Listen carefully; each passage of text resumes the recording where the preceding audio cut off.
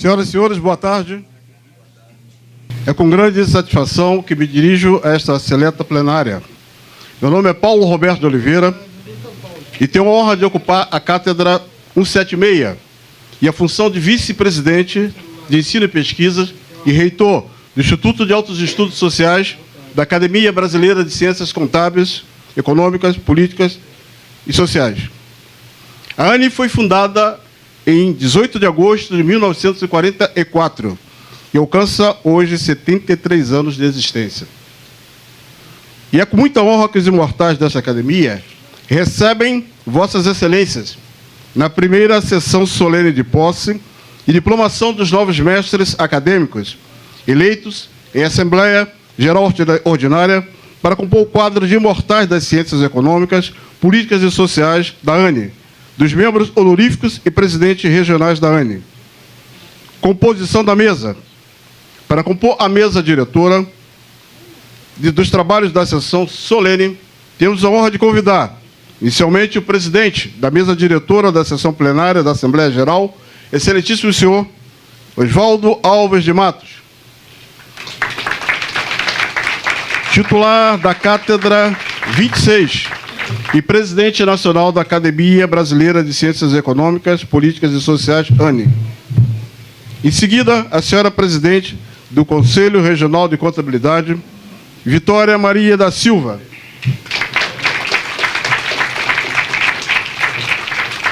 Acadêmica Cátedra 173 e responde da ANE pela vice-presidência, coordenadora do Prêmio Qualidade de Vida. Na sequência, o senhor Arlindo, acadêmico Arlindo Pereira da Silva, cátedra número 10, vice-presidente executivo, secretário-geral e guardião do livro oficial de posse e dos diplomas acadêmicos.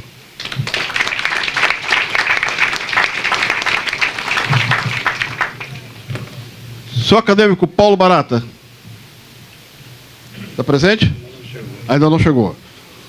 Então, o senhor acadêmico Luiz Augusto Cavalcante Muniz de Aragão, cátedra 100, vice-presidente do Conselho Supremo.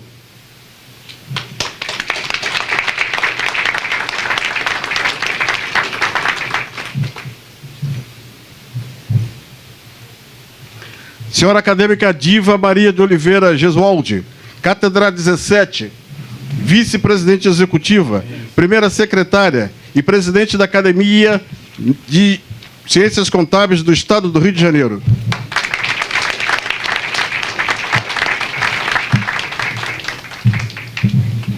Senhor acadêmico João Alexandre Fonseca de Oliveira, cátedra 81, vice-presidente executivo, segundo secretário.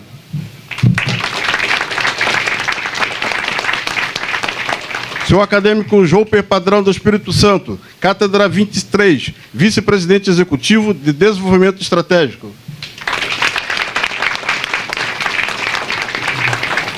O senhor acadêmico Virgínio Valentino Júnior, cátedra número 38, vice-presidente e coordenador de Recursos Digitais. O senhor acadêmico Roberto Patrício Barroso, cátedra 113, vice-presidente executivo tesoureiro.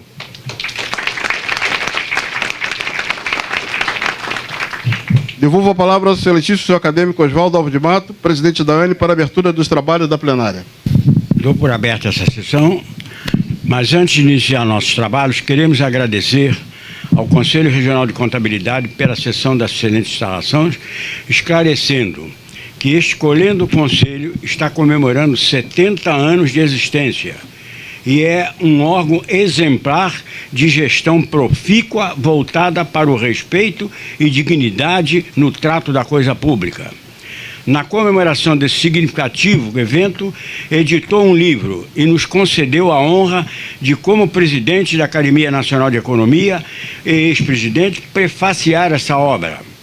Esta honra nos levou a aqui, nesta sede do Conselho, realizarmos esta Assembleia Geral significativa, onde tomarão posse notáveis academistas que prestam ou já prestaram relevantes serviços a este país, que necessita urgentemente da experiência e do espírito patriótico de cada um. Devolvo a palavra ao cerimonial do Paulo.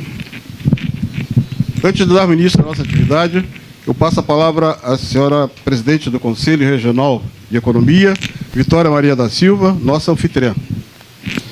Conselho Regional de Contabilidade do Estado do Rio de Janeiro. Estamos projetando. Boa tarde a todos, sejam todos e todas bem-vindos e bem-vindas à Casa do Profissional da Contabilidade. Muito bem. Em seguida, declaro aberta a sessão, declarada pelo nosso presidente Oswaldo Matos. Senhoras e senhores, observamos que no recinto das Assembleias Gerais Plenárias Públicas, os membros titulares acadêmicos com garbosidade usam a pelerine acadêmica na cor azul, que é a veste simbólica da academia. Para nós acadêmicos, trajar a pelerine é motivo de orgulho e distinção, porque esta vestimenta representa a igualdade entre todos os membros acadêmicos. Observamos também que o Estatuto da Academia, em seu artigo 21, estabelece que, ao membro titular acadêmico e ao acadêmico correspondente, nos atos da academia, em suas relações acadêmicas, será dado o tratamento de senhor acadêmico, senhora acadêmica, mestre acadêmico ou excelência.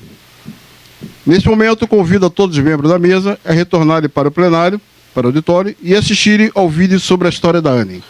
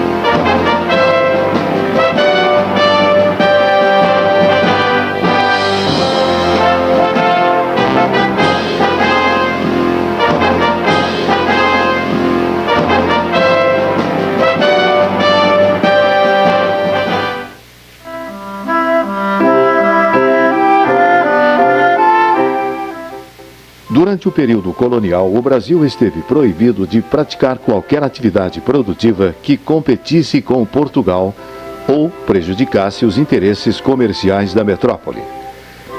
Assim, os primeiros esforços importantes para a industrialização do país ocorrem somente na segunda metade do século XIX, no Império. Durante o segundo reinado, empreendedores brasileiros como Irineu Evangelista de Souza, o Visconde de Mauá, e grupos estrangeiros, principalmente ingleses, investem em estradas de ferro, estaleiros, empresas de transporte urbano e gás, bancos e seguradoras.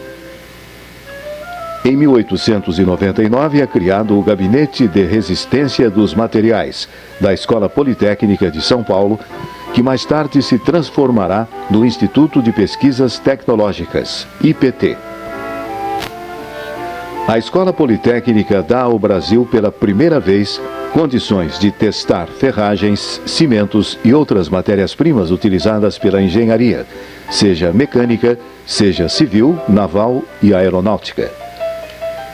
Naquele ano de 1899, são criados o Instituto Adolfo Lutz e o Instituto Butantan, em São Paulo, e o Instituto Oswaldo Cruz, no Rio de Janeiro.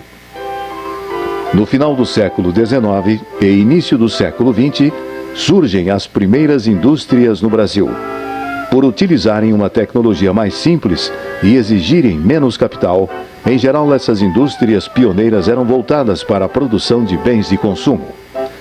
Em 1905, no ano em que Santos Dumont constrói o 14 bis, um aparelho voador mais pesado que o ar, e realiza o primeiro voo público de avião, o ensino superior de economia é instituído no Brasil.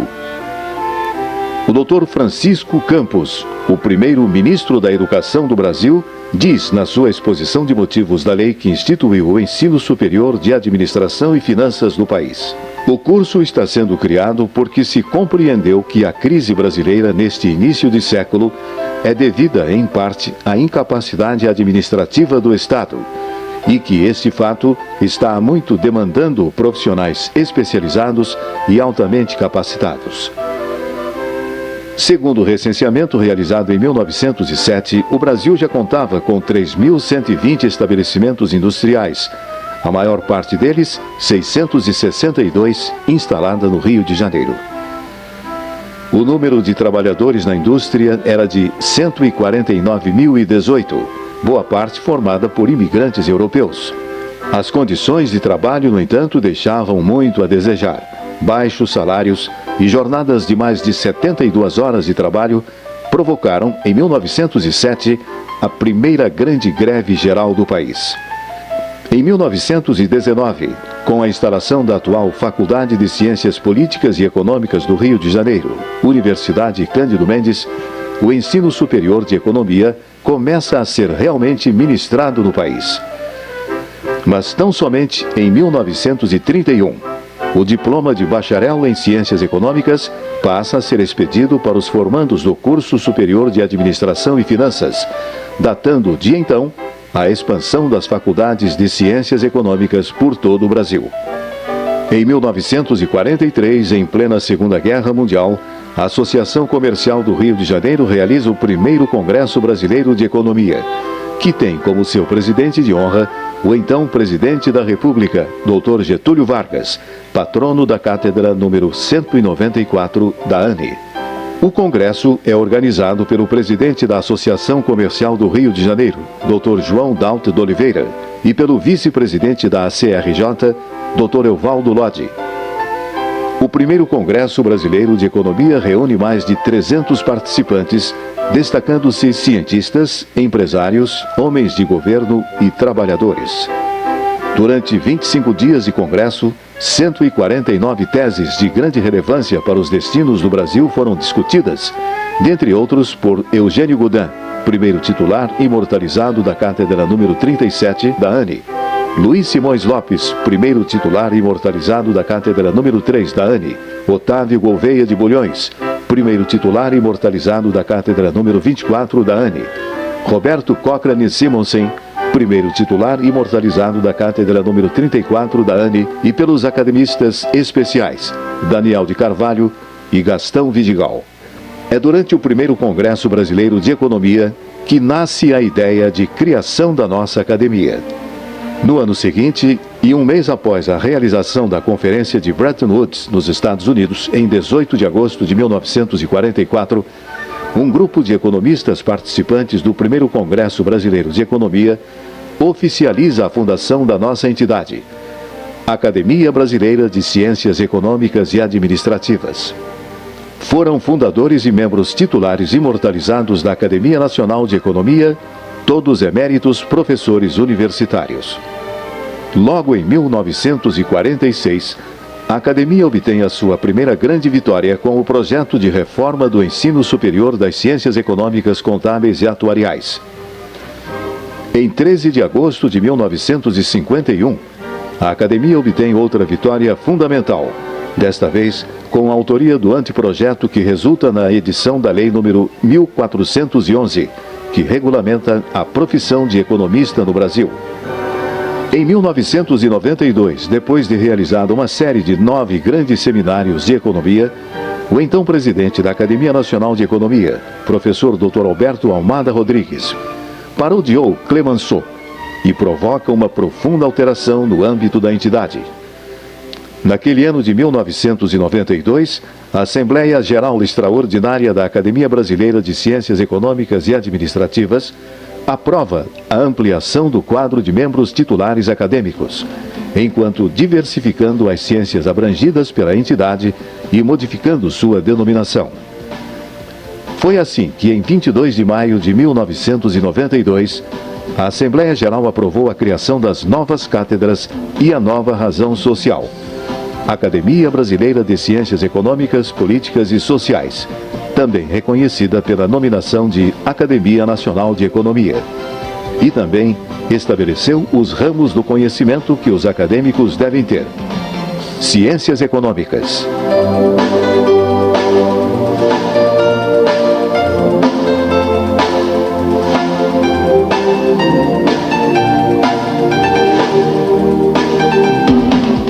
Ciências Políticas.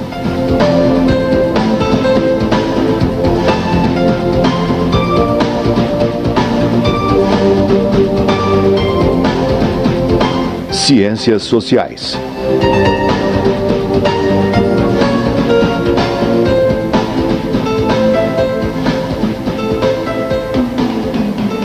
Em 24 de novembro de 2003, a Assembleia Geral Extraordinária aprovou o novo Estatuto Social, o regimento e o novo organograma da Academia Nacional de Economia. Foi também aprovada a consolidação dos 350 patronos das cátedras da entidade, bem como o histórico das cátedras e a consolidação do quadro de 350 membros titulares acadêmicos e do quadro de 100 cadeiras de membros acadêmicos correspondentes. A Assembleia de 2003 também aprovou a nova marca, logotipo e programação visual da ANE.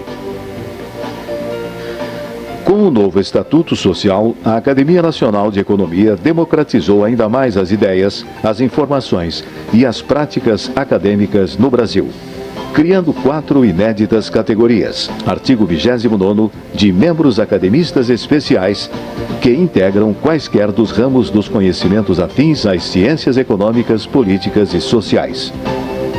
Com este pioneirismo, a ANE hoje pode congregar milhares de membros associativos de todo o país, garantindo acesso ao que há de mais independente, atual e moderno em matérias de ciências econômicas, políticas e sociais.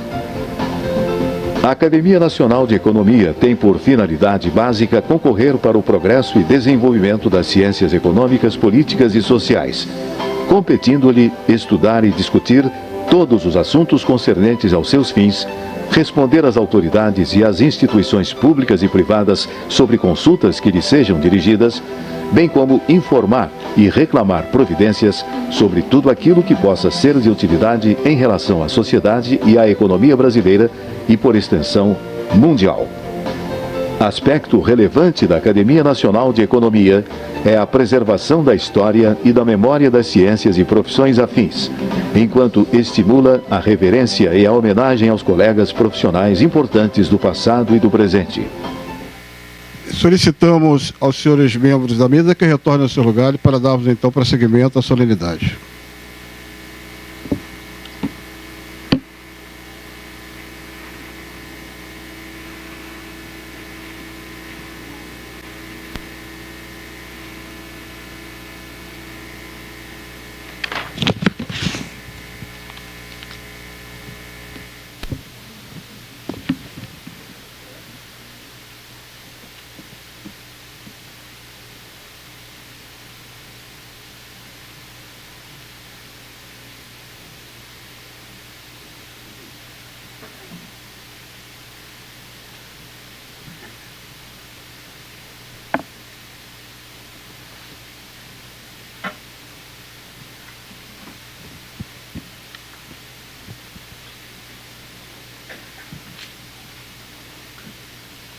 Tenho a honra de convidar o senhor acadêmico Arlindo Pereira da Silva, membro titular da Cátedra número 10, vice-presidente executivo, secretário-geral, guardião do livro de posse, para passar a guarda do livro oficial de posse ao acadêmico Roberto Patrício Barroso, Cátedra 113.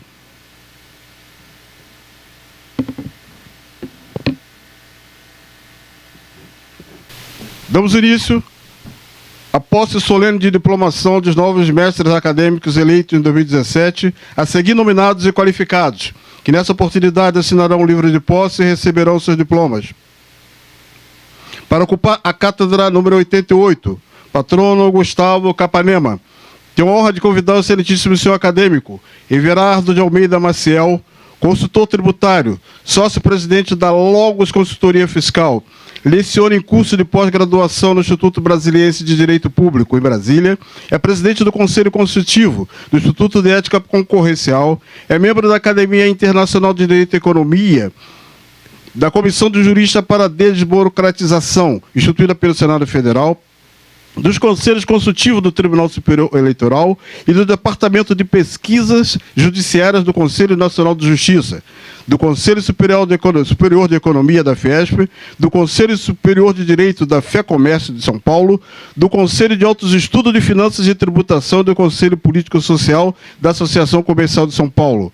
Foi presidente do Centro Interamericano de Administrações Tributárias em 1998 e realizou diversas missões no exterior, a serviço do Fundo Monetário Internacional, FMI, e da Organização das Nações Unidas, ONU.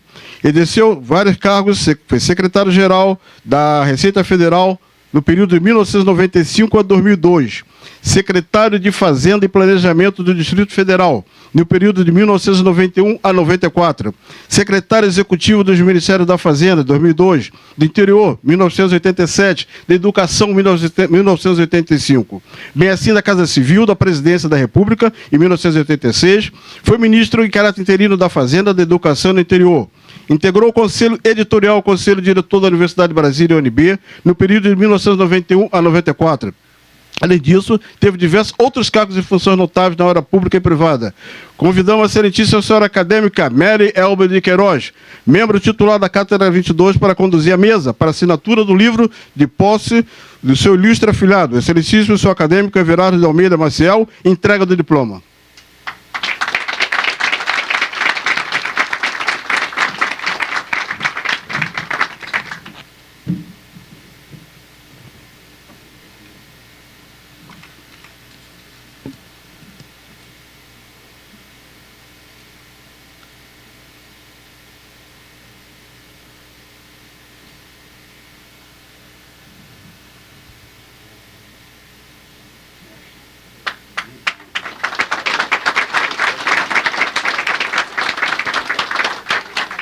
O senhor acadêmico Everardo de Almeida Maciel, em virtude de compromissos profissionais, fato que não poderá ficar até o fim da solenidade, fará neste momento a locução, homenagem a todos os novos acadêmicos.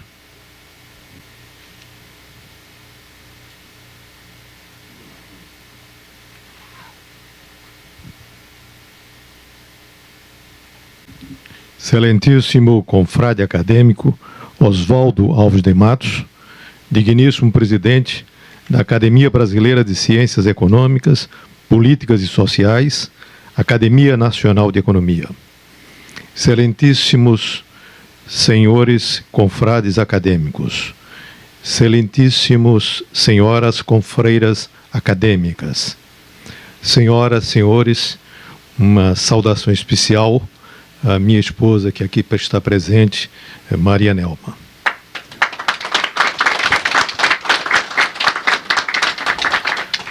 Honra-me integrar esta Academia Nacional de Economia, instituição que desde 1944 firmou uma tradição de espaço nobre para discussão de temas concernentes à sociedade e à economia, mormente aqueles que aproveitam ao interesse nacional.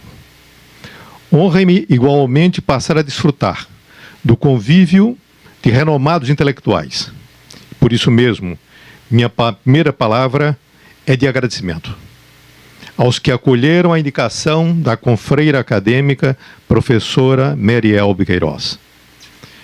Tive o privilégio de trabalhar com a professora Mary Elbe quando secretário da Receita Federal entre 1995 e 2002. Uma inteligência brilhante, aliada à coragem intelectual de expor seu pensamento sem sujeitá-lo às conveniências da hierarquia. Depois disso, a confreira Mary Elbe só cresceu. Não apenas como profissional do direito tributário, mas como professora que percorreu todos os degraus da titulação acadêmica. Por ser o primeiro titular desta Cátedra 88, desta egrégea instituição, devo fazer uma breve referência a Gustavo Capanema, seu patrono, emérito político e intelectual mineiro. Provavelmente sua passagem à frente do Ministério da Educação e Cultura, entre 1934 e 1945, tenha sido a mais relevante página de sua vida pública. Como bem assinalam Simon Schwarzman e outros, em tempos de Capanema, o eminente patrono desta cátedra cercou-se de intelectuais de escola, como Carlos Drummond de Andrade, Mário de Andrade, Cândido Portinari, Manuel Bandeira, Heitor Villa-Lobos, Cecília Meirelles, Lúcio Costa, Vinícius de Moraes, Afonso Arinos e Rodrigo Melo Franco de Andrade. Foi o responsável pela construção do edifício sede do MEC, neste Rio de Janeiro, cujo projeto foi de responsabilidade de uma equipe, na qual participaram em diferentes funções Lúcio Costa, Oscar Niemeyer, Bruno Giorgi, Roberto Buller Marx, Cândido Portinari. O edifício reproduzia a arquitetura retilínea e leve de Le Corbusier, um símbolo da modernidade. Era a catedral da moderna arquitetura mundial, nas palavras do poeta e calculista pernambucano Joaquim Cardoso. Em sua fecunda gestão no MEC, Capanema criou o Instituto Nacional de Estudos Pedagógicos, o Serviço do Patrimônio Histórico e Artístico Nacional, o Instituto Nacional do Livro. A partir de 1942, foram promulgadas as Leis Orgânicas do Ensino, que até 1961 constituíram a legislação educacional básica brasileira. Sua relevância e caráter inovador foi de tal ordem que se escreve na história da educação brasileira como a Reforma Capanema. Entre 1951 e 1979, Capanema teve uma intensa atividade parlamentar como deputado federal e senador pelo estado de Minas Gerais. Senhoras e senhores, vivemos tempos muito estranhos. A globalização da economia e a revolução tecnológica são fenômenos que irreversivelmente mudaram o curso da humanidade. A globalização pode enfrentar resistências que alterem episodicamente seu ritmo e intensidade, jamais seu sentido. A revolução tecnológica avança exponencialmente. Em breve, já não sei se seremos humanos, ou ao menos como hoje somos conhecidos. Esses fenômenos trouxeram a prosperidade em dimensão jamais vista na história. Mas, como tudo que cresce é desigual, se ela foi capaz, como na China e na Índia, de resgatar pobres, às vezes vivendo segundo padrões de absoluta pobreza, foi também responsável por expor a distância que separa os que ficaram mais ricos e os que foram resgatados da pobreza daqueles que nela permaneceram. Desigualdades fizeram eclodir ressentimentos que constituíram terreno fértil para a difusão de preconceitos e quimeras de extração cultural e religiosa. Geram distúrbios comportamentais que constituem parte da explicação para as guerras e o terrorismo. A outra parte da explicação é bem mais antiga e sempre esteve presente na história da humanidade. São os jogos vorazes do poder. A caminhada civilizatória ainda não alcançou, se é que algum dia alcançará, a paz perpétua, como cogitou Kant.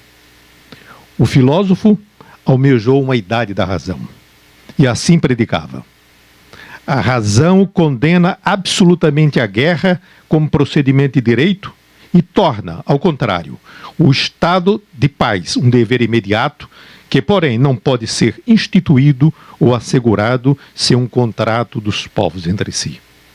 As tentativas de construção desse contrato entre os povos, desde a Liga das Nações até a instituição da Organização das Nações Unidas e, subsequentemente, de uma miríade de organizações multilaterais, resultaram em fracassos, ressalvados curtos períodos e isoladas iniciativas. Jamais os países ricos se dispuseram verdadeiramente a promover o desenvolvimento dos pobres. As ajudas humanitárias são pífias. Os programas de cooperação técnica e econômica mais parecem uma forma de subsidiar a exportação dos países ricos e de transplantar modelos, frequentemente incompatíveis com a realidade dos assistidos. Afirmo isso por experiência própria, especialmente quando trabalhei na África. A pobreza, a propaganda que se faz do Eldorado nos países desenvolvidos e, eventualmente, as guerras produzem gigantescos e permanentes fluxos migratórios, constituídos por refugiados e pelos que almejam escapar da miséria. Nas novas terras, os migrantes se sujeitam a um doloroso processo de adaptação acentuado pela rejeição dos locais. Só circunstancialmente o multiculturalismo funcionou. Quase nunca se logrou preservar a unidade cultural sem antagonismos, até mesmo nos processos de caldeamento cultural. Um turco na Alemanha não é um alemão, mas um turco. Assim como um paquistanês no Reino Unido e um senegalês na Itália. Os que nasciam na Argélia quando colônia da França, ainda que filho de pais franceses, ao serem repatriados, eram tratados com discriminação. Eram os pieds noirs. O notável escritor e pensador Albert Camus, Prêmio Nobel de Literatura de 1957, era um pied noir, e assim foi tratado como tal. As migrações recentes, especialmente na Europa, revelam culturas imissíveis, sem impacto de coexistência e respeito mútuo. Naquelas terras não ocorreu, como no Brasil, o sincretismo religioso e a mestiçagem, que alguns hoje teimam em negar, importando o rancor que ainda infelizmente subsiste nos Estados Unidos. O medo da convivência com os que são diferentes e o pavor com a revolução tecnológica, que produz conhecimento nem sempre assimilável pelos mais velhos, constitui o caldo de cultura própria para o populismo, que irá perdurar por longo tempo. O mundo, dizia Andrew Hurrey, se depara com 3 grandes desafios. Como captar interesses comuns e comparti-los? Como administrar desigualdades do poder? Como mediar o conflito de valores e a diversidade cultural? Para entender esses tempos, valho-me de Drummond, no poema Nosso Tempo, a época que foi chefe de gabinete do ministro Gustavo Capanema. Esse é tempo de partido. Tempo de homens partidos. Em vão percorremos volumes, viajamos e nos colorimos. A hora pressentida esmigalha-se em pó, na rua. Os homens pedem carne, fogo, sapatos. As leis não bastam, os lírios não nascem da lei. Meu nome é tumulto e escreve-se na pedra. Senhoras, senhores, fala um pouco de mim. E lembra a propósito o que disse por ocasião de minha posse na Academia Internacional de Direito e Economia. A função pública foi o sal da minha vida. Tentei exercê-la como predicava meu ilustre conterrâneo Joaquim Nabuco, como uma atividade missionária, centrada no servir. Tomo para mim as palavras do político e pensador baiano Otávio Mangabeira. Aspas, tive a fortuna ou a desgraça de arremessado ainda estudante no campo do que se chama a vida pública. Passar a pertencer a uma raça amaldiçoada, a dos que fazem da vida pública um ofício, por ela renunciando a tudo mais, por ela penando, mas perseverando, e quanto mais por ela conduzidos, a decepção e os reveses, tanto mais resolutos, na certeza que para muitos não passará de ilusão. Cândida e infalsa ilusão, de que ela, quando honradamente exercida, uma forma entre as mais altas, quem sabe a mais expressiva, porquanto a mais onerosa e menos reconhecida, de amar e servir a pátria. Dediquei grande parte de minha vida pública à administração tributária e à política fiscal. Fui secretário da Fazenda de Pernambuco e do Distrito Federal, secretário da Receita Federal, secretário executivo do Ministério da Fazenda e, interinamente, exerci o cargo de ministro da Fazenda. Mesmo tendo ocupado outros cargos públicos, foram esses os que moldaram minha identidade profissional. Na atividade privada, siga a mesma trajetória. Agora como consultor tributário, conferencista, articulista e professor de Teoria da Tributação e Política Fiscal no Instituto Brasileiro de Direito Público. Minha atividade profissional obriga-me a ver com redobrada atenção os problemas do Brasil de hoje. Jamais poderia imaginar as proporções da corrupção sistêmica que tomou conta do Brasil. O colapso moral aliou-se a práticas exóticas de política econômica. Temos, pois, uma crise de valores com repercussões fiscais. De tudo restaram uma recessão sem precedentes, mais de 14 milhões de desempregados e uma investigação que expõe as vísceras das relações promíscuas entre o Estado e as empresas. O Brasil não merecia isso. É verdade que há sinais de reversão desse deplorável quadro. Os juros e a inflação caem significativamente. O câmbio se estabiliza. O desemprego, ainda que modestamente, também cai. Melhora as perspectivas de crescimento. Nenhuma mudança consistente, contudo, será fácil nem rápida. Parecem boas mudanças na educação, malgrado tímidas. E na política fundiária, surpreendentemente ousadas. A fixação de um teto para os gastos públicos em emenda constitucional é apenas um ato de submissão à realidade. Não há dinheiro para tantos dispêndios. Precisamos romper as amarras do despesismo e dar concretude ao princípio constitucional da eficiência da administração pública. A irresponsabilidade na divulgação de informações da denominada Operação Carne Fraca e as espantosas confissões dos crimes assumidos pelos acionistas majoritários do maior frigorífico do mundo não serão, espero, capazes de abater nossa condição de líderes mundiais no setor. Não deverá, todavia, o enfrentamento da corrupção servir de pretexto para práticas que violam a liberdade e o Estado de Direito. Há um limite para tudo. Modus in rebus, como dizia Horácio. Assusta-me pensar qualquer coisa que lembre o terror na Revolução Francesa. Nenhuma trégua à corrupção, nenhuma concessão à violação do Estado de Direito. Não me surpreende as reações às reformas previdenciária e trabalhista. Surpreendeu-me o vandalismo das reações. Verdadeira barbárie que deve ser repugnada pelos que perfilham o Estado de Direito. Se é louvável a disposição do governo de enfrentar questões tão obtusamente incrustadas na realidade brasileira, não se pode elogiar a negligência governamental de esclarecer a verdadeira face desses problemas. O atual modelo previdenciário brasileiro não é factível, sequer no curto prazo. Redução da natalidade, aumento da expectativa de vida, participação cada vez maior dos meios oriundos da inteligência artificial tornam inviáveis modelos previdenciários fundados na repartição. O futuro está em alguma variante da capitalização. A reação à reforma previdenciária advém dos que querem manter privilégios na ilusão de que são sustentáveis. Nessa perspectiva, não hesitam em cooptar a parcela desinformada e desconfiada da população, que a rigor não é alcançada pela reforma. Falsos, 1000 vezes falsos, são os argumentos que fundamentam as resistências à reforma trabalhista.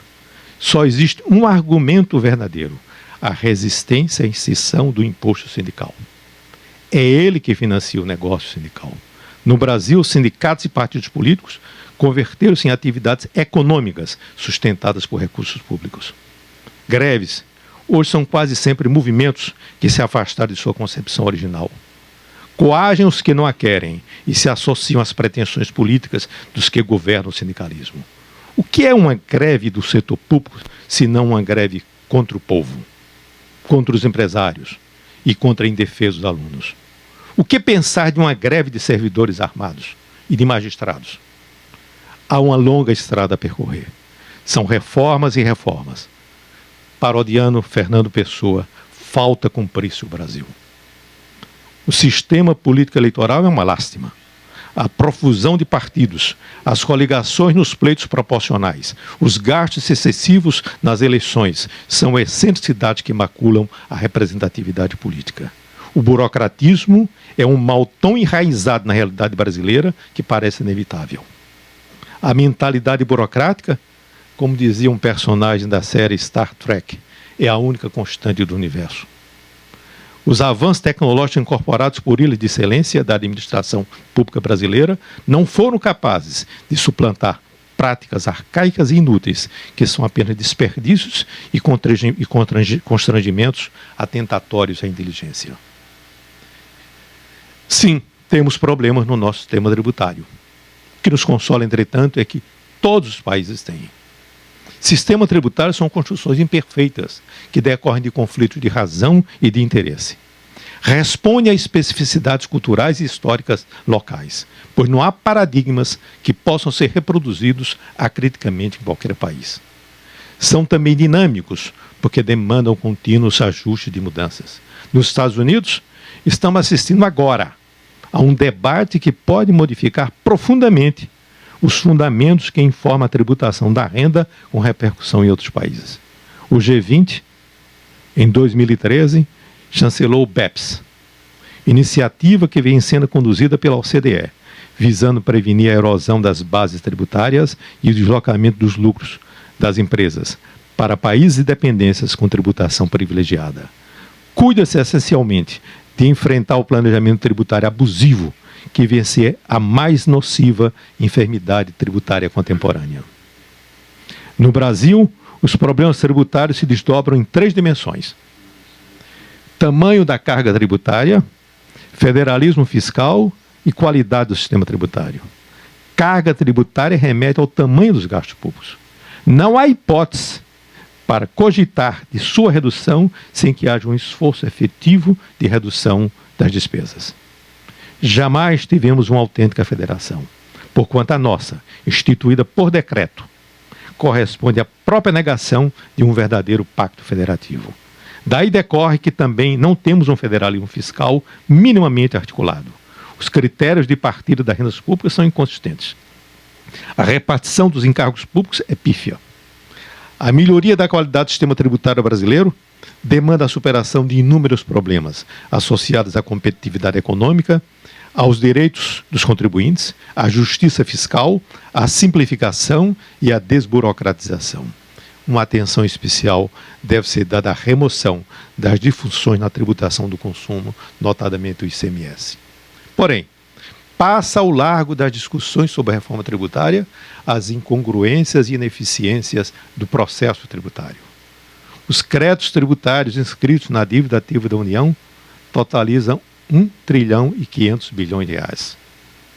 Cerca de 620 bilhões e 330 bilhões de créditos relativos a tributos federais se encontram em discussão, respectivamente, na área administrativa e judicial. 60% dos litígios judiciais são relativos à matéria tributária. Em 2014, quase a metade das maiores empresas, assim entendidas 35 maiores companhias abertas, recorrem a parcelamento de tributos, muitas vezes associado a lamentáveis anistias e remissões. Ainda em 2014, o valor das disputas fiscais das 30 maiores empresas de capital aberto constitui 32% do respectivo valor de mercado. No final de 2015, tramitavam 73,9 milhões de processos na Justiça. Deles, 28,9 milhões, 39,1% do total eram de execução fiscal. Apenas para argumentar, caso não ingressassem novos processos de execução fiscal e fosse mantido o vigente ritmo de execução, a Justiça levaria mais de 11 anos para liquidar o atual estoque. De mais a mais, parece cada vez mais clara a incompatibilidade fática entre o controle difuso de constitucionalidade e a extensão amazônica do sistema tributário constitucional brasileiro. Nenhuma regra é seguramente constitucional. Mas grave, só saberemos se é constitucional ou não após uma longa tramitação, desde a primeira instância até a Corte Suprema. Não é sem razão que dizemos que no Brasil nem o passado é previsível. Senhoras, senhores, as dificuldades que apontei não são intransponíveis. São inerentes a um mundo em transformação e a um país ainda em construção.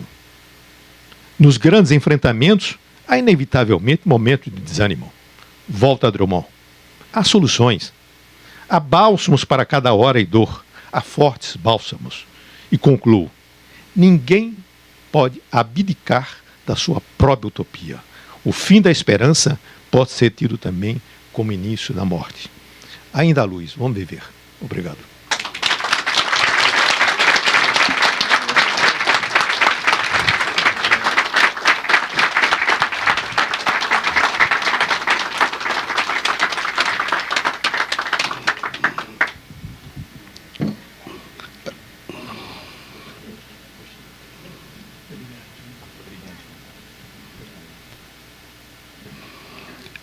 Agradecendo e parabenizando o acadêmico Everardo pela sua locução.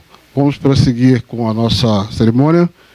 Convidando para ocupar a cátedra 122, patrono Amaro Cavalcante, tenho a honra de convidar a senhora Eliane Matias Obermüller de Carvalho e Silva. Formação acadêmica, graduação em Administração de Empresas, Universidade Santa Úrsula do Rio de Janeiro, e graduação em Letras, Português, Francês, Faculdade de Licenciatura Souza Marques. Executiva da área financeira ao longo de 43 anos, 1972 a 2015, com sólida experiência na área financeira e administrativa com estudos e projetos desenvolvidos no Brasil e no exterior. Atualmente é membro do Conselho Diretor no Rotary Internacional Distrito 4570, no âmbito do Rotary Clube Lagoa do Rio de Janeiro, com especialização no âmbito do planejamento financeiro e projeção de fluxo de caixa, auditoria, gestão da implantação, upgrade e melhoria do sistema integrado, business case para projetos de novos produtos e melhorias operacionais na área financeira, participação em projetos visando melhoria de processos de redução de custo, reorganização, desenvolvimento e implantação de controles, políticas e processos operacionais, gestão de equipes multidisciplinares e realização de auditorias internas e desenvolvimento de processos operacionais e gestão de contratos mútuos. Participação ativa em fóruns, seminários e workshops no campo do Financial Management. Além disso, teve diversos outros cargos e funções notáveis ao longo dos seus 43 anos de carreira. Convidamos, então, o excelentíssimo senhor acadêmico Arlindo Pereira da Silva, membro titular da Cátedra 10, para conduzir a mesa, para a assinatura do livro de posse à sua ilustre afilhada, excelentíssima senhora acadêmica Eliane Matias Obermüller Carvalho. Entrega do diploma.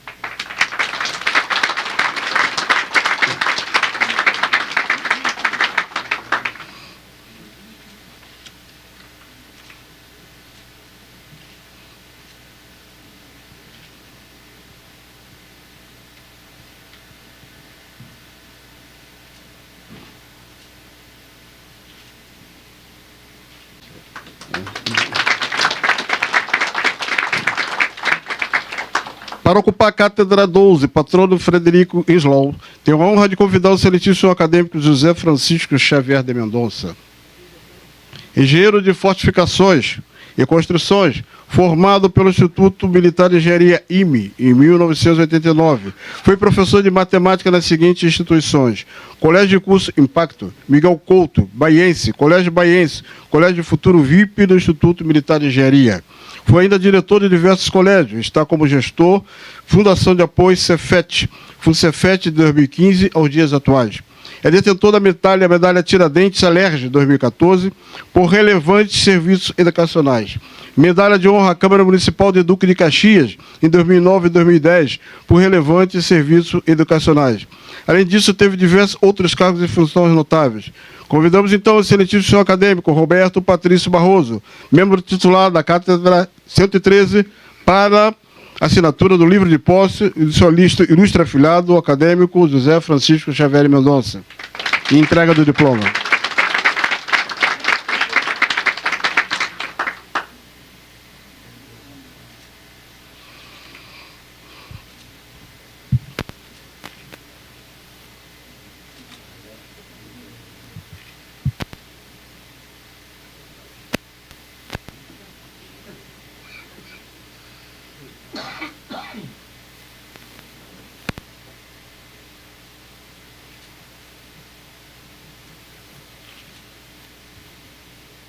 Parabéns, senhor acadêmico. Para ocupar a cátedra 28, patrono Antônio Agostinho Ornô, tenho a honra de convidar o excelentíssimo senhor acadêmico Heron Domingues, mestre em Sistema de Gestão pela Universidade Federal Fluminense, pós-graduação em Administração Financeira pelo IBMEC, pós-graduado em Tecnologia da Informação pela Pro Consulting e graduado em Engenharia Metalúrgica pela Universidade Federal do Rio de Janeiro. Atualmente, presidente da empresa Cloud Office S.A., possui mais de 30 anos de experiência em consultoria para grandes empresas. Idealizador e coordenador da pós-graduação em gerenciamento de projetos da FUNCEFET, Fundação de Apoio à Escola Técnica Federal. Como professor, ministra aulas de gestão desde 2002. Possui diversos artigos publicados. Presidente do IHD, Instituto Heron Domingues, dezembro de 2015 até a atualidade. O IHD gerenciou o lançamento e aplicação dos cursos de pós-graduação da FUNCEFET, Faculdade de São Judas Tadeu, no centro do Rio de Janeiro.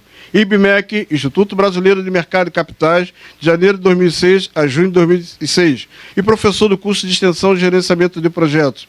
Além disso, teve diversos outros cargos e funções notáveis na área acadêmica. Convidamos, então, o excelentíssimo senhor acadêmico Roberto Patrício Barroso, membro titular da Cátedra 113, para, então, assinatura do livro do seu afilhado e entrega do diploma.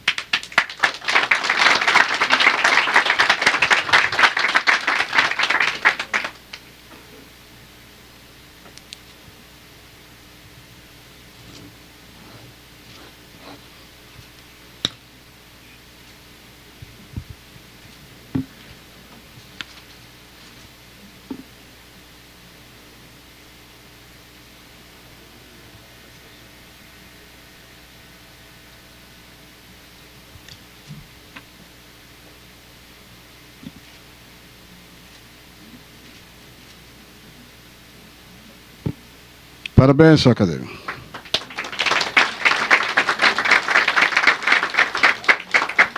Para ocupar a Cátedra 114, o patrono Nicolás Copérnico tem a honra de convidar a excelentíssima senhora acadêmica Ana Cristina Pereira da Silva. Pós-graduação Lato Sensu Meio Ambiente na COP UFRJ. Pós-graduação Lato Sensu Gestão de Qualidade de Sistema Integrado, QSMS, na Universidade Estácio de Sá. E graduação, Arquitetura e Urbanismo, Instituto Metodista Bennett, Climate Leader da Al Gore Foundation dos Estados Unidos. Funções atuais, diretora de departamento da Vice-Presidência de Coordenação de Intercâmbio e Convênios da ANE, diretora executiva da Saber Global, membro aderido suplente na RENTI, Association for Collaboration Between Ports and Cities da Europa, e Climate Lead Relite Project Al Gore, projeto realizado da ANE, primeiro concurso ANE de monografia, cujo tema foi a economia verde. Diversas especializações, sustentabilidade, aplicada aos negócios, orientações para gestores da Fundação Getúlio Vargas, direito ambiental da Escola Superior de Advocacia, Observatório de Energia Renovável para a América Latina e o Caribe, Organização das Nações Unidas, Inventário Corporativo da GES, Programa Brasileiro GHG, Protocolo da Fundação Getúlio Vargas, Centro de Estudos de Sustentabilidade, Elaboração de Plano Simplificado de Gestão de Resíduos Sólidos, Consumo Sustentável, do Ministério do Meio Ambiente, tem curso de Extensão, Engenharia de Avaliação e Perícia Judicial, publicações, dentre outras, The Port Developing Achieving Sustainable, Desenvolvimento Portuário Atingindo a Sustentabilidade, Revista Portos, número 28, de 2014, da REIT. Foi assessora do Gabinete da Secretaria do Patrimônio da União na Delegacia do Rio de Janeiro e da Assessoria do Gabinete da Delegacia do Ministério da Fazenda do Rio de Janeiro, DANF. Além disso, teve diversos outros cargos e funções notáveis na área acadêmica e é filha do nosso diretor, presidente e vice-presidente executivo Arlindo Pereira da Silva. Para ocupar a Cátedra 121, patrono Bernardo.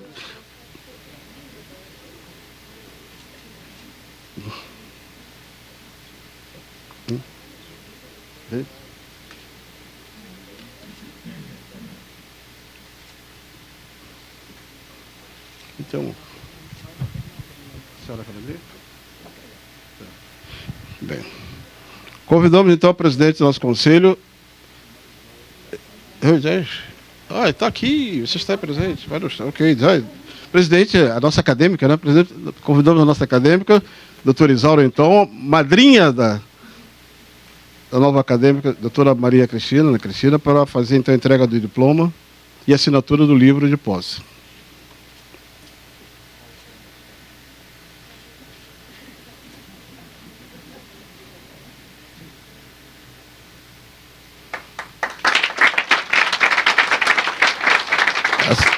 Acadêmica Maria Isaura Jesus Magalhães é membro titular da Cátedra número 13.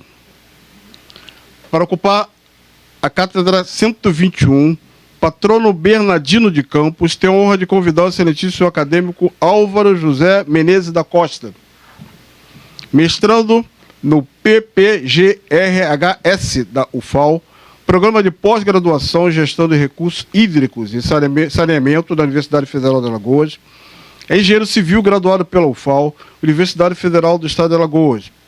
Especialização é aproveitamento de recursos hídricos e avaliação e perícia de engenharia, Unip, Universidade Paulista. diretor nacional, segundo secretário da ABES, Associação Brasileira de Engenharia Sanitária e Ambiental, desde 2012.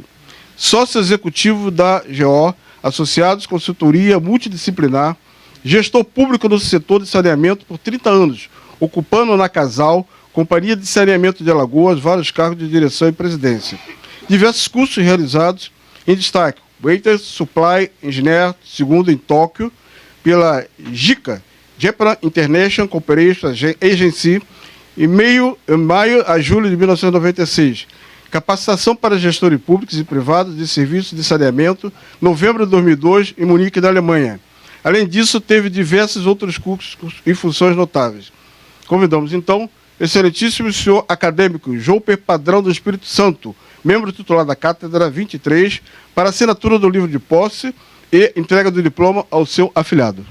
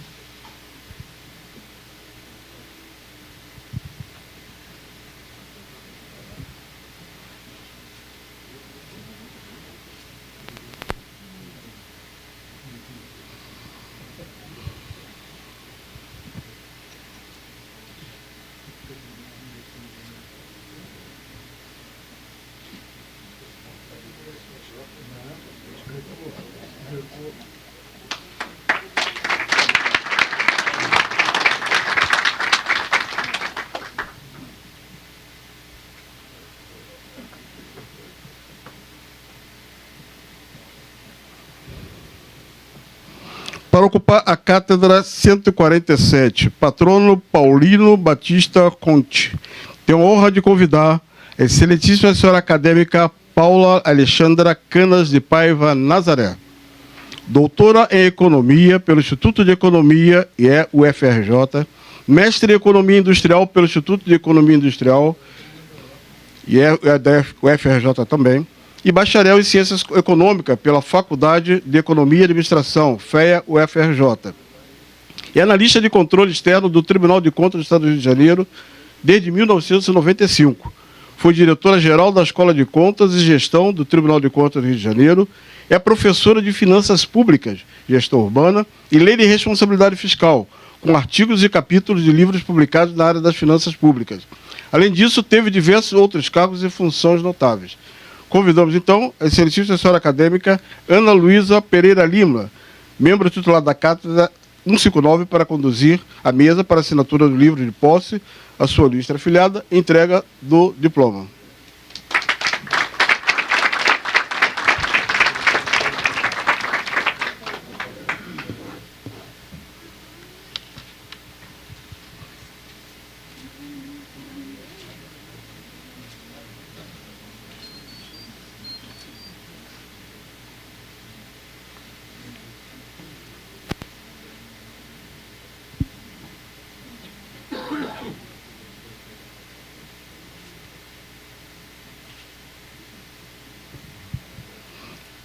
Parabéns, senhora acadêmica. Para ocupar a cátedra 61, patrono Ismar Dias da Silva, tenho a honra de convidar o excelentíssimo senhor acadêmico Vladimir Soares de Brito, mestre em Direito Econômico pela Universidade Cândido Mendes, 2010, pós-graduado em Direito Fiscal pela Pontifícia Universidade Católica do Rio de Janeiro, 2008, bacharel em Direito pela Pontifícia Universidade Católica do Rio de Janeiro, 1989. Bacharel em Teologia pelo Seminário Presbiteriano do Sul, 1983. Licenciatura plena em Pedagogia pela Universidade Presbiteriana Mackenzie, em curso. Professor de Direito Tributário em regime de trabalho de tempo integral da Faculdade Presbiteriana Mackenzie, Rio, e diretor-geral da mesma. É advogado com atuação na área de consultoria tributária, contencioso, tributário e administrativo fiscal. Atuação profissional, Câmara de Comércio Industrial Brasil-Chile, Brasil, membro titular do quadro de associados. Conselho Empresarial de Câmara de Comércio Exterior, Brasil-Chile, membro efetivo do Comitê Jurídico, participação em diversos eventos, congressos, exposições e feiras, onde se destaca revisão do Planejamento Estratégico 2016 a 25 do Instituto Presbiteriano Mackenzie, Educação Superior, diretrizes para graduação e pós-graduação. Convidamos então o senhor acadêmico Paulo Santos, membro titular da Cátedra 172, para conduzir a mesa para assinatura do livro de posse e entrega de diploma ao seu afiliado.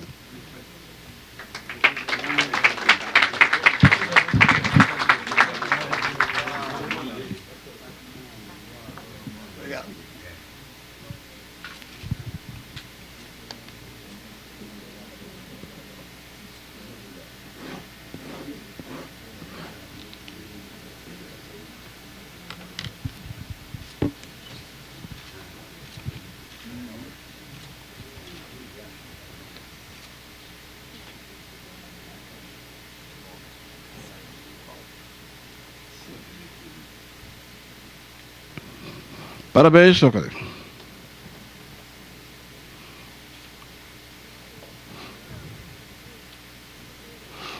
Para ocupar a Cátedra 120, patrono Milton Tunes Cabral, tem ordem de convidado seletivo assessora acadêmica Márcia Tavares Sobral de Souza. Bacharel em Ciências Contábeis pela Faculdade Moraes Júnior, 1989. Pós-graduado em Contabilidade Empresarial, 2002. Certificação de treinamento em PLN, 2017. Foi diretora suplente do SESCOM Rio de Janeiro, gestão 2004 a 2007. Vice-presidente do SESCOM Rio, gestão 2007 a 2010. Integrante do Conselho do Fundo de Garantia, 2007 a 2013. Presidente do SESCOM Rio, gestão 2010 e 13. Vice-presidente da Câmara de Fiscalização do CRC, 2014 e 2015. Atualmente está vice-presidente do CRC Rio de Janeiro e representa o CRC como vogal suplente da Junta Comercial do Estado do Rio de Janeiro 2015 e 2018. Com 23 anos decidiu iniciar a profissão, abrindo um escritório de contabilidade desde 1988, atuando intensamente com empresas de pequeno e médio porte. Realiza consultoria, auditoria, entidades sem fins lucrativos. É palestrante e consultora do SEBRAE desde 2006, com atuação intensiva na área de políticas públicas, formação no Empretec do SEBRAE em 2005, realizando treinamentos de Empretec como facilitadora desde 2007. Coordenadora dos treinamentos do Simples Nacional do Rio de Janeiro, no convênio SEBRAE Nacional FENACOM, coordenando cerca de 80 treinamentos, realizando diretamente 23 treinamentos em todos os estados. Tem participação ativa na elaboração e aprovação do PL Uniprofissional do ISS, aprovado em 2014. Convidamos então a senhora acadêmica Vitória Maria da Silva, membro titular da Cátedra 173, para conduzir a mesa para assinatura do livro de posse, a sua lista afiliada à excelentíssima senhora acadêmica Márcia Tavares Sobral de Sobral Souza e entrega do diploma.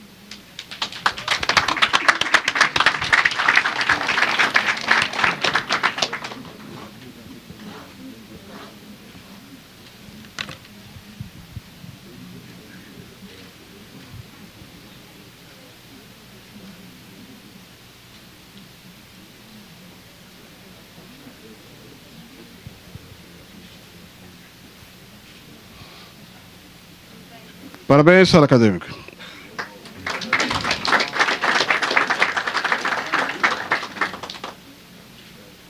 Para ocupar a Cátedra 183, patrono Gonçalves Dias, tem ordem de convidar o excelentíssimo acadêmico Francisco José dos Santos Alves.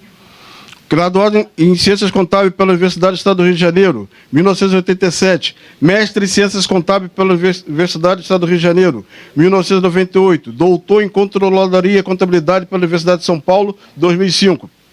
Possui experiência na área de auditoria no setor público, principalmente na área de prestação de contas e demonstrações contábeis. Atualmente é professor da Universidade do Estado do Rio de Janeiro, exercendo o cargo de coordenador adjunto do Programa de Pós-Graduação em Ciências Contábeis e da Uniswan. Desde 2016, atua como perito judicial do Tribunal de Justiça do Rio de Janeiro, realiza pesquisas nas áreas de controladoria do setor público, ética profissional, auditoria e perícia contábil. Atua também como vice-presidente de pesquisa e estudos técnicos do Conselho Regional de Contabilidade do Rio de Janeiro, tendo como, entre outras atribuições, a coordenação do portal de transferência do Conselho e apoio ao voluntariado da classe contábil no projeto Dinheiro Direto na Escola, em parceria com o Ministério Público Federal. Convidamos então a senhora acadêmica Vitória Maria da Silva, para assinatura do livro de posse e entrega do diploma ao seu afilhado.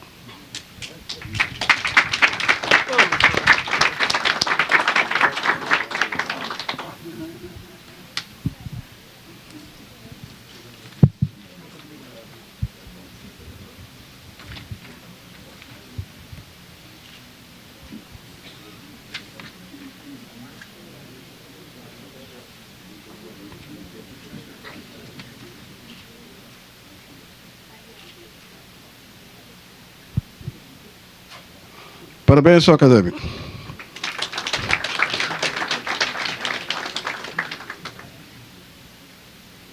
Para ocupar a cátedra 42, patrono Leão Gondenberg. Tenho a honra de convidar o seletivo senhor acadêmico Antônio Carlos Colonna. Curso superior, medicina. Curso de pós-graduação lato sensu, especialização em cardiologia. Atuação nas ciências políticas e sociais. Centro de estudo do Hospital Municipal Souza Aguiar e do Hospital Naval Marcílio Dias. Trabalhos de assistência social por meio de palestras, orientações e serviços médicos aos pacientes de renda baixa que o procuram nos hospitais e clínicas. Médico da Secretaria Municipal de Saúde, lotado na unidade coronária do Hospital Municipal Souza Aguiar. Foi médico da Clínica Rio Cor, unidade coronária, CTI, ambulância de emergência, médico da Clínica Bambina, CTI, unidade coronária, Botafogo, Rio de Janeiro, até 2002, quando fechou, e na Clínica Integrada de Vila Isabel, responsável pelo setor de ergometria e médico e cardiologista do Hospital Naval Marcílio Dias, com decorações, medalha do mérito Mandaré, decreto 42.111 de agosto, 20 de agosto de 57, e convidamos então o excelentíssimo senhor acadêmico Sadir Monteiro Júnior, membro titular da Cátedra 97, para conduzir a mesa para a assinatura do livro e entrega do diploma ao seu afilhado.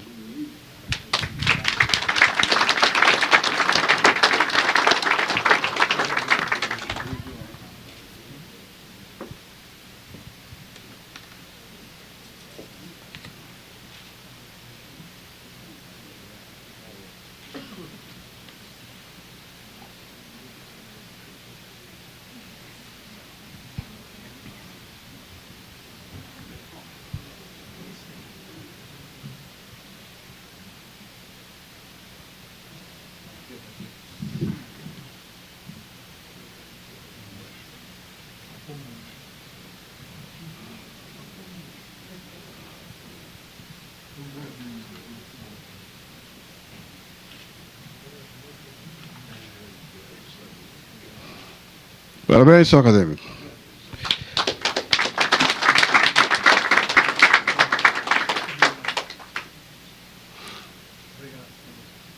Para ocupar a cátedra 123, patrono Osório da Rocha Diniz, tenho a honra de convidar o excelentíssimo acadêmico Wagner Siqueira. Títulos educacionais. Secundário.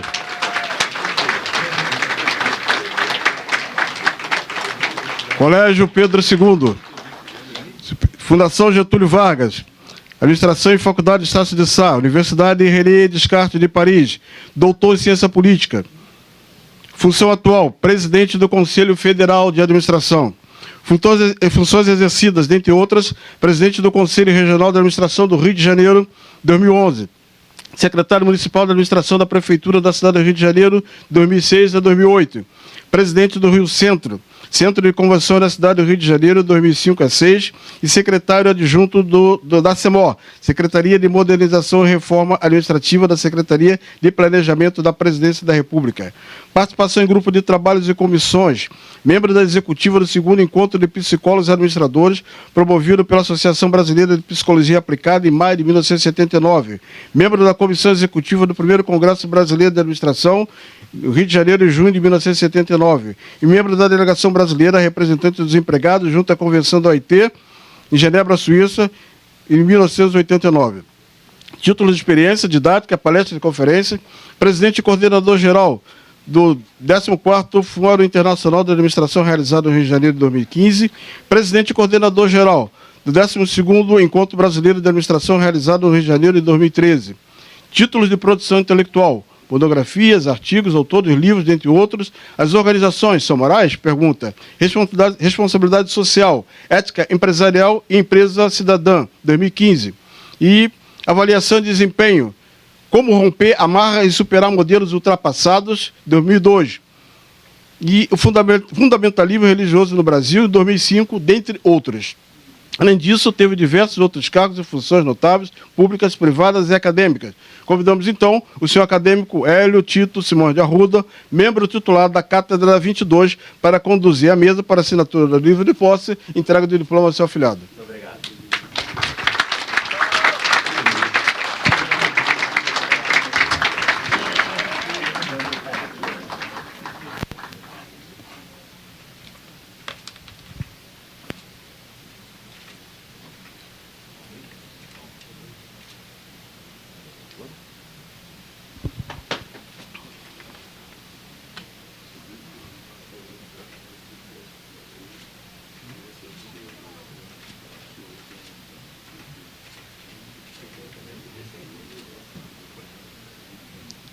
O acadêmico vai de Siqueira, né? O senhor gostaria de dirigir alguma palavra à plateia?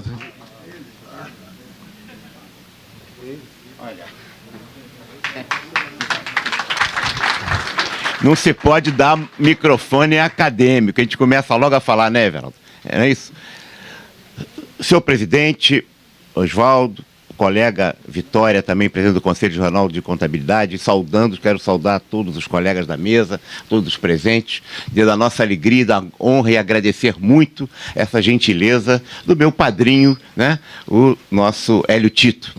Em verdade, ouvindo com muita atenção as palavras de Everaldo e vendo também a história da Academia Nacional de Ciências da Administração, não, da Economia, eu também sou membro da Imortal, Everaldo, da Academia Nacional de Ciências da Administração. E agora de Economia me deu agora uma crise e também a surpresa de falarmos, né?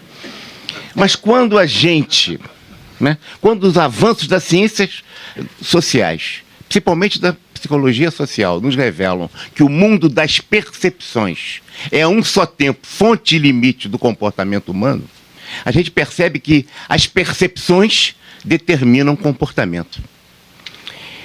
Essas percepções são muito condicionadas pelos conceitos, pela mentalidade, pelos valores, pelo caráter, pela competência, pela capacidade, mas também pela vontade, pelos interesses, pelas necessidades. A maneira como eu fotografo determinada realidade, nações e pessoas determinam a maneira como eu me comporto. O imaginário coletivo desta sociedade, deste país, em verdade não faz do Estado brasileiro a representação de uma nação politicamente organizada. Porque, em verdade, esta nação sempre foi condicionada pelos ditames de uma plutocracia que domina o Estado brasileiro desde sua história. Foi assim com as capitanias hereditárias. Foi assim no Brasil colônia. Foi assim na declaração da transformação do Brasil em independência, filho lance-mão da coroa. E fica como Pedro I aqui e Pedro IV em Portugal. Foi assim na proclamação da República. Foi assim na República Velha. Foi assim também na Revolução de 30. Essa tem sido a força do Estado brasileiro. Na década de 30, eu vi na entrada aqui no filme a ideia de que é muito fácil amar a humanidade, muito difícil amar ao próximo. E fiquei lembrando de Rousseau, que marcou com seu pensamento, com o romantismo, com o bom selvagem, né? Que é preciso criar estruturas sociais que dominem as pessoas, porque as pessoas nascem boas. Em verdade, as sociedades que as pervertem, que as deturpam. Mas Rousseau teve 5 filhos, amava a humanidade e botou os 5 na roda. É tão fácil amar a humanidade e tão difícil amar o próximo. Botar na roda, para quem não sabe, é colocá-los a toda sorte, entregando às igrejas ou sem origem e sem nome, sem saber de quem era. O pensamento de Rousseau marcou muito fortemente o mundo inteiro.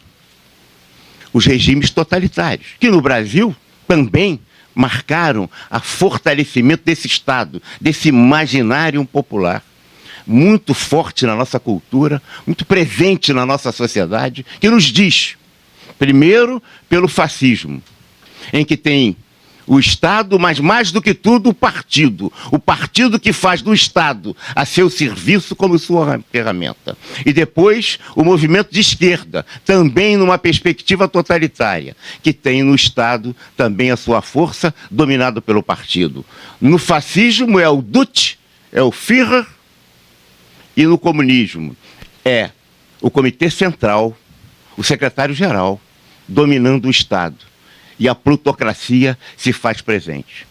A corrupção a que Everaldo também se referiu, e quero lhe dizer, sou Everaldo, que concordo ipsilítico com tudo que o senhor disse, efetivamente foi um belo diagnóstico da realidade brasileira, mas em verdade, o que nós estamos vivendo, isso me faz lembrar nas primeiras aulas na Fundação Getúlio Vargas, com o professor Glaicon de Praiva, 1968. Ele entra na sala de aula e nos diz uma questão, e eu via o Glaicon como o ideólogo da direita brasileira e da Revolução de 64.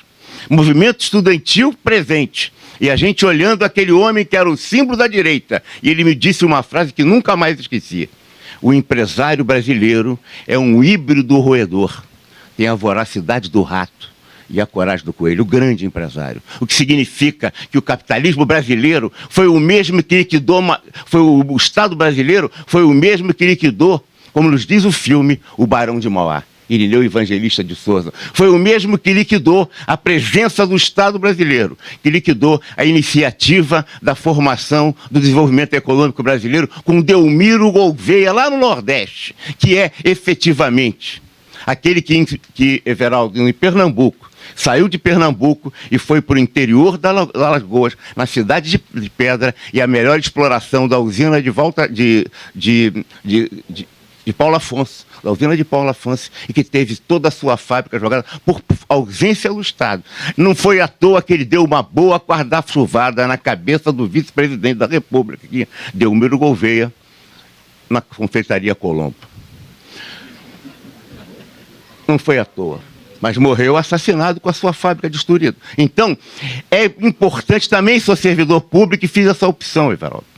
E vejo, quando a gente vê esse processo de degradação, da crise total dos valores morais da sociedade brasileira, é preciso que se pense muito forte. E acho que a Academia Nacional de Economia tem um papel relevante nisso.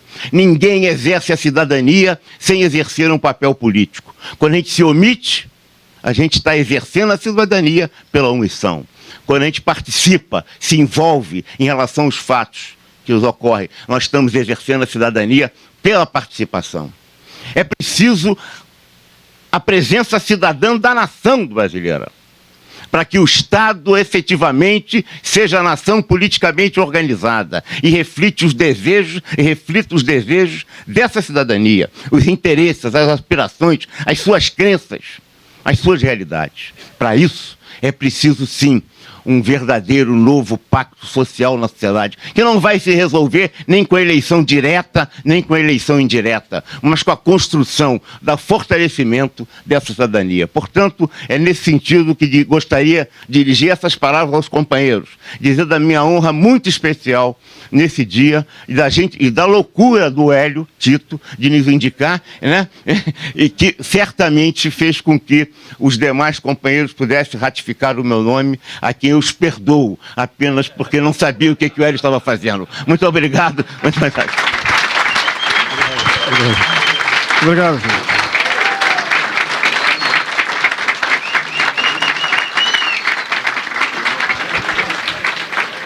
Obrigado, agradecemos ao acadêmico. E Wagner Siqueira, até por ser ex-aluno também do Colégio Pedro II, é administrador de empresa. Sim? Prazer imenso. Parabéns.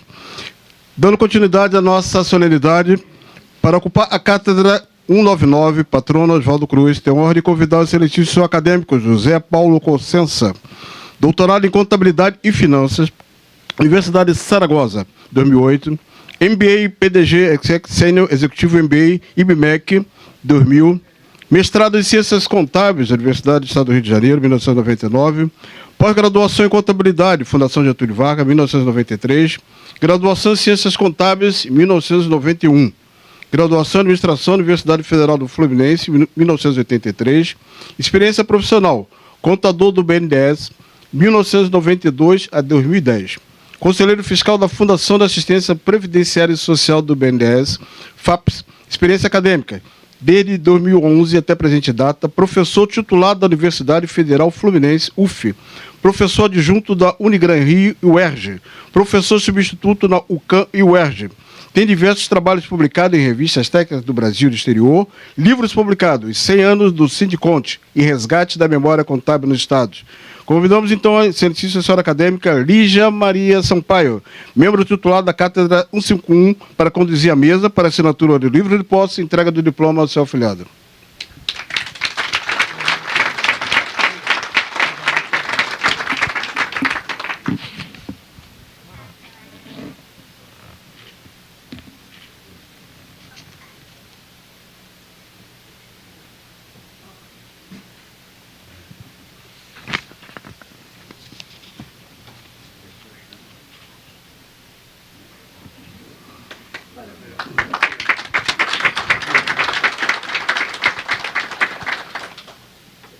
Parabéns, senhor acadêmico.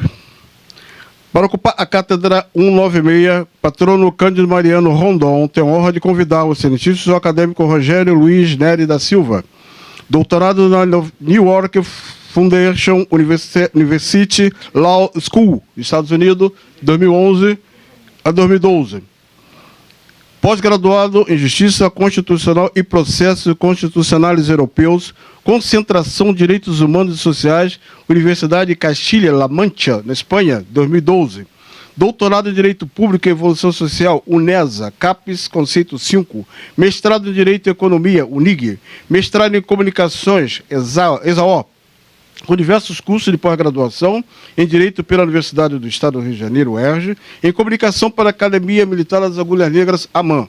Professor pesquisador do Programa de Pós-Graduação Stricto Sensu do Mestrado em Direito da UNUESC, professor visitante da New York Fordham University Law School, membro de Direito Constitucional Americano, LLM. Também professor da Escola de Magistratura do Estado do Rio de Janeiro, EMERGE, na Fundação Escola do Ministério Público do Rio de Janeiro, FEMPERGE, e na Fundação Escola Superior de Defensoria Pública do Estado do Rio de Janeiro. Conferencista convidado das seguintes instituições internacionais: Universidade Elgir Studi de Roma, La Sapienza, Itália, Universidade degli Studi de Palermo, Itália, Universidade degli Studi de Foggia, Itália, Universidade Autônoma de Barcelona, na Espanha. Além disso, teve diversos outros cursos, cargos, atividades e funções notáveis, públicas, privadas e acadêmicas. Convidamos, então, o excelentíssimo senhor acadêmico Luiz Augusto Cavalcante Muniz Aragão, membro titular da cátedra, sempre para conduzir a mesa, e aqui está, para assinatura do livro de posse e entrega do diploma ao seu afilhado.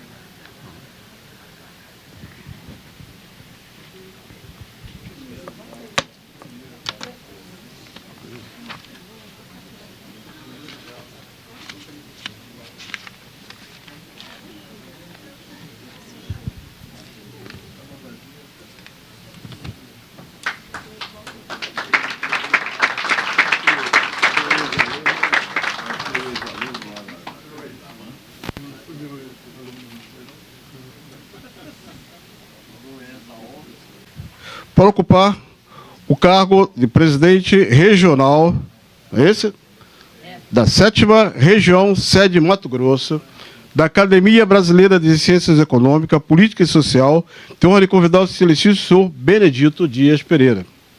Cátedra 182 para a sua diplomação.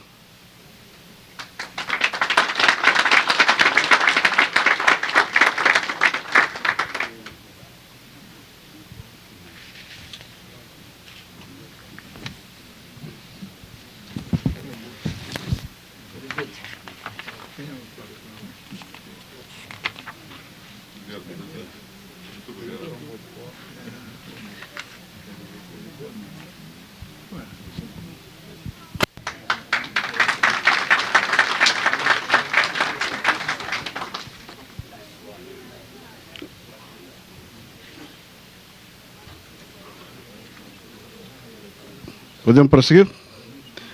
Posses honoríficas. Tenho a honra de convidar o excelentíssimo senhor jornalista Luiz Fernando Caldeira, diretor da redação da Folha Dirigida, que representa o seu presidente, o excelentíssimo senhor acadêmico Adolfo Martins, cátedra 071, para a posse solene da Folha Dirigida, como membro da Ordem do Mérito das Ciências Econômicas, Políticas e Sociais da ANE.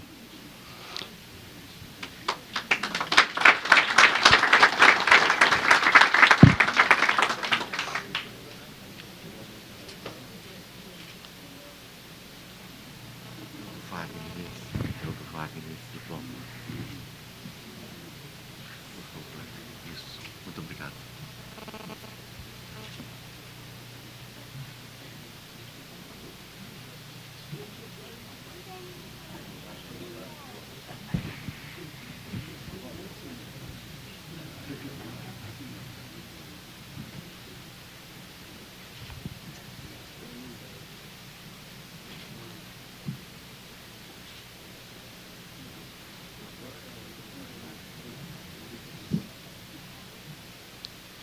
Você deseja dirigir alguma palavra à plateia?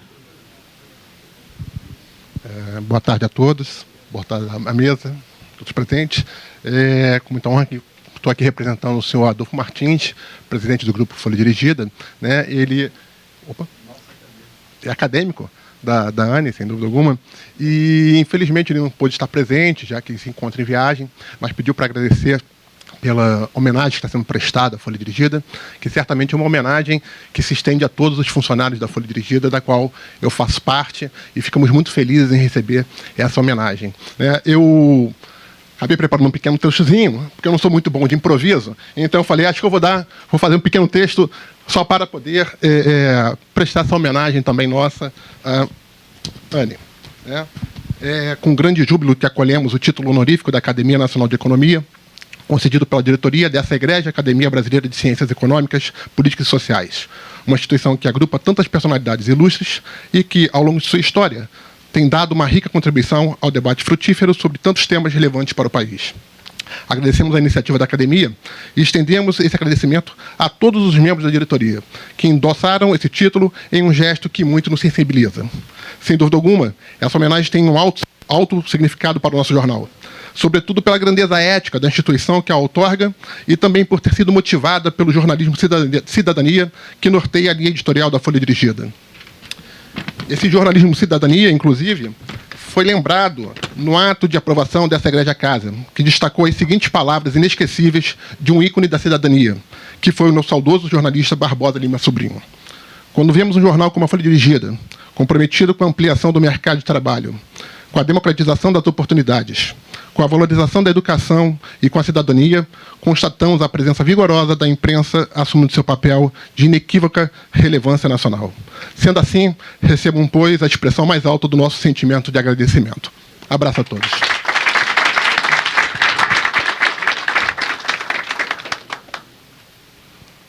Homenagem ao Conselho Regional de Contabilidade e saudação também aos novos acadêmicos.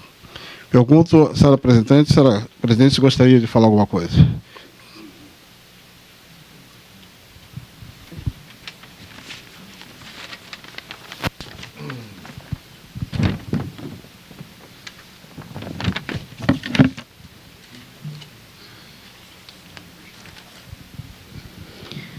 Boa tarde a todos.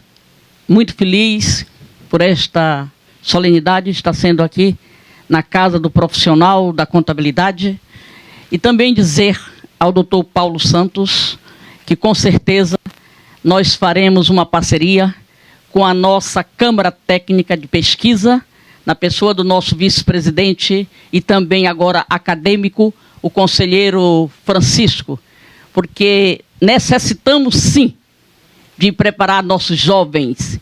Tanto o país como nossas entidades estão carentes de novas lideranças, principalmente neste momento em que nosso país está passando por esta situação e o nosso Estado também, que considero desgovernado.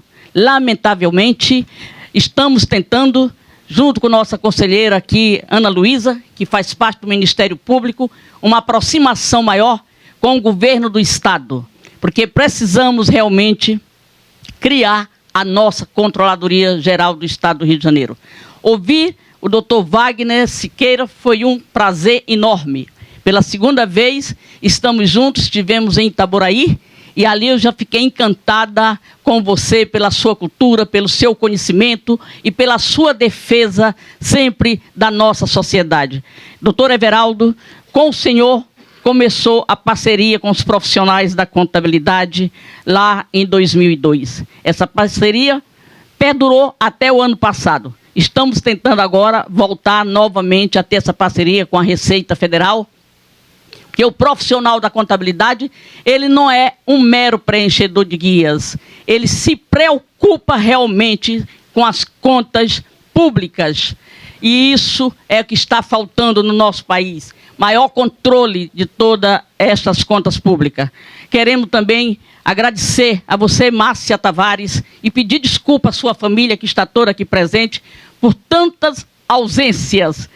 E eu justifico agora, porque precisamos que você esteja conosco. Como disse muito bem o doutor Wagner, a nossa omissão não pode permanecer. Precisamos participar de tudo que acontece no nosso país. Precisamos participar da política partidária, da política classista, para que possamos melhorar esta situação.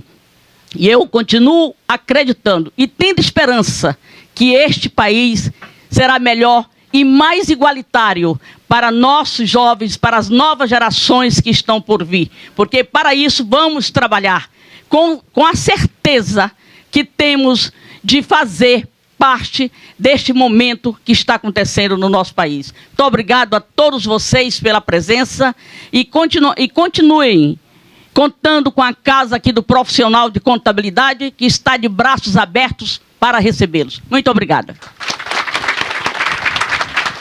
Convidamos a acadêmica Vitória para assinatura do livro de posse e recebimento de diploma, que será entregue pelo presidente da Academia Nacional da Economia, Dr. Oswaldo de Matos. Nesse momento está sendo concedido o diploma de membro da Ordem do Mérito das Ciências Econômicas, Políticas e Sociais da ANE ao Conselho Regional de Contabilidade.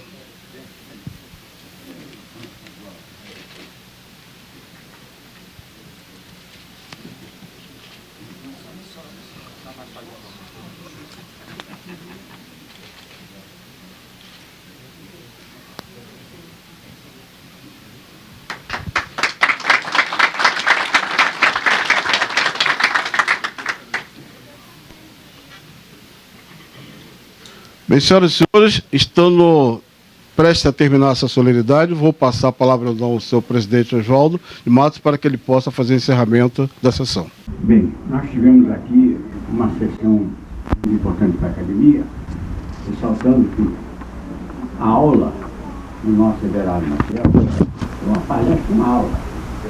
Eu apenas queria saber se ele autoriza que nós divulguemos essa palestra aqui. Hoje realmente tocou o coração de todos nós, como Wagner também, o seu pronunciamento foi uma coisa espetacular, de modo que tivemos realmente uma solenidade que vai marcar a história na Academia Nacional de Economia. Dando todos encerrados esse experimento, eu dou por encerrada esta sessão, agradecendo a presença de todos e vamos para o coquetel que nos oferece o Conselho Geral de Contabilidade. Muito boa tarde, boa noite a todos, obrigado pela presença.